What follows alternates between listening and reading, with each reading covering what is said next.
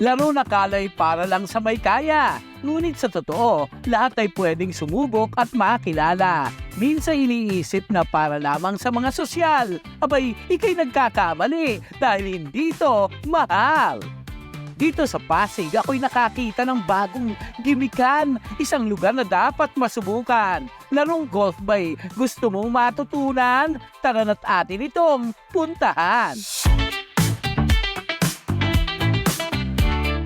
Inside golf with aesthetics ba ang hanap mo? Aba, dito sa Quantum Golf, go lang ng go sa pagpalo. Virtual golf ang bida rito. Amateur ka man o pro, pwede ka dito maglaro. So Quantum Golf is a sports facility, so we're really focusing on, making sure that golf is more accessible to people.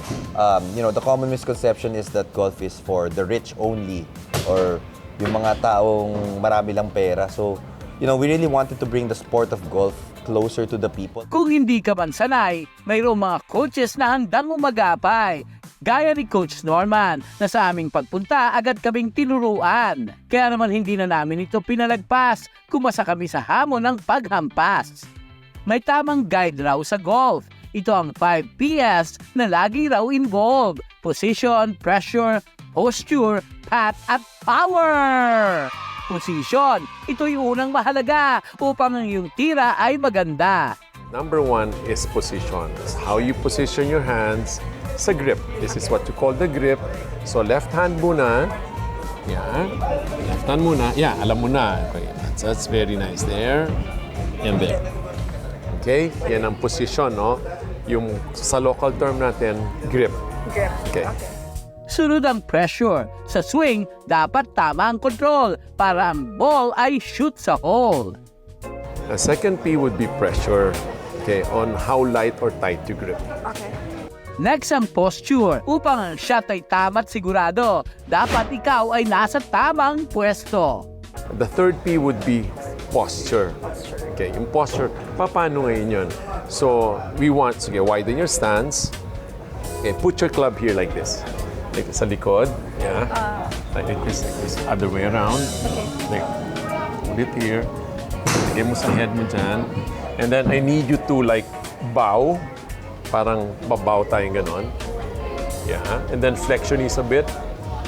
Yeah, that would be your posture. Pangapat ang cut. Ito'y dapat tuwid at hindi magulo upang ang tamang swing ay magagawa mo. Yan, and let's hit the ball. Let's hit the tee. Okay? So, doon lang tayo, ha? Good. That's very good. Panghuli ang power! Sa golf, lakas ang kailangan. Gamit ang buong katawan. Ang puwersa ay malakas at magaan para ang panalo ay makamtan. And then that's the last P would be what? Power. Okay. Power, so lalakasan natin ng konti. Let's try. Bend your knees. Okay. So up and down. Galing mo na kagad. Bukod sa virtual golf, meron din silang mini golf. Barkada man ang kasama o family. Truly, you will enjoy it with the whole company. Bongga! You can order din daw some food para habang naglalaro, ang tummy ay good. Marami raw health benefits ang golf.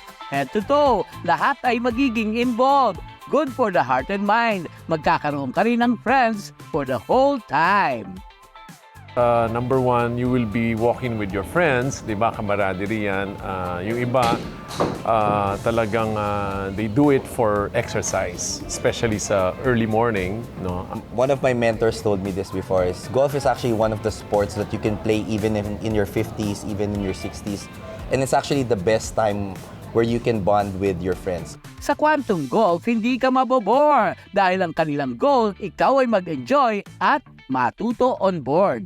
Quantum has a lot of things in line right now, so we're actually been building our second facility in Alabang, and that's very exciting because it's no longer just golf. We really want to promote having sports in your life because not only does it prolong your life, but it also actually gives you a feeling of exercise. Ang paglalaro ng golf ay hindi lang sa mayaman. Basta gusto mong matuto ay laging may paraan. Hindi kailangan ng maraming salapi. Dahil sa Quantum Golf, gusto nilang lahat tayo ay maging happy.